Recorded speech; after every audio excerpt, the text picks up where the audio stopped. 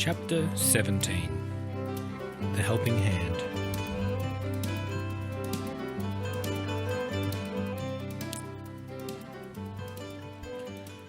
Annika came into my room that evening to say goodnight.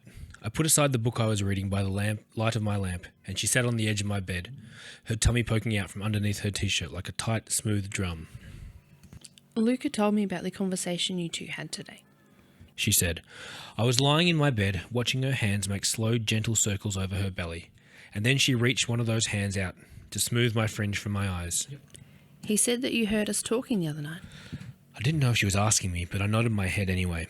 Annika tucked my hair behind my ear, then took her hand back, and I was almost told her to keep going, to keep playing with my hair, smoothing it out and touching me, but I didn't. That was a lot for you to keep all to yourself.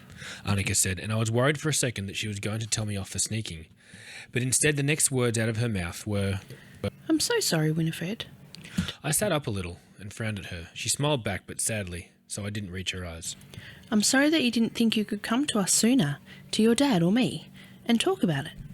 That's a very big secret to keep all locked up inside.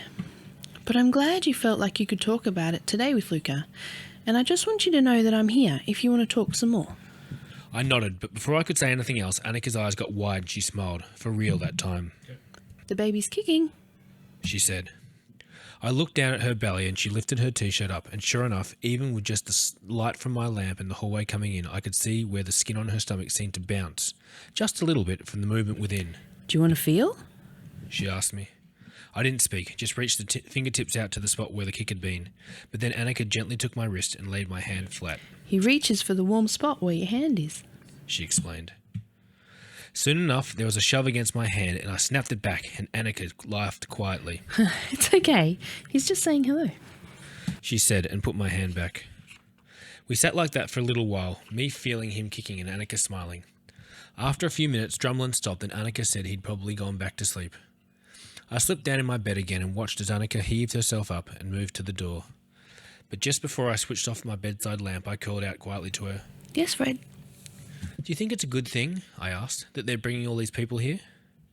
Annika had the door halfway closed, but she paused at my question. My mum used to say that you have two hands, one to help yourself and one to help others. So yes, I think it is a good thing. Then she sighed. Though sometimes I wonder if the hands we use to help others move a bit slower and with a little less purpose than the one we use to help ourselves. And with that, she closed the door.